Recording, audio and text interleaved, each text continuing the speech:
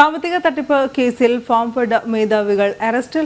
Thiruvananthapuram museum പോലീസാണ് Rajesh Pillai, Akhil Francis എന്നിവരെ arrest ചെയ്തത്. വിവിധ ആളുകളിൽ നിന്നായി ഇവർ കോടികൾ തട്ടിയെന്നതാണ് കേസ്. സാമ്പത്തിക തട്ടിപ്പ് കേസിൽ ഫാം ഹെഡ് ചെയർമാനും MDയും അറസ്റ്റിൽ.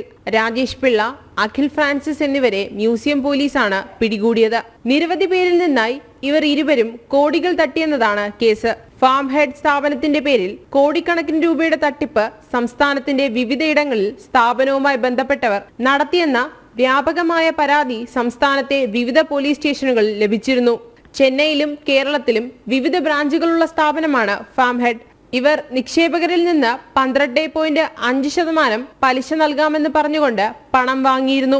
ഏകദേശം 400 കോടിയോളം രൂപയുടെ നിക്ഷേപം ഈ രീതിയിൽ സ്വീകരിച്ചിട്ടുണ്ട്. പണം തിരികെ നൽകാതെ ഇവർ നിക്ഷേപകരെ കബളിപ്പിക്കുകയായിരുന്നു. ജനം, തിരുവനന്തപുരം.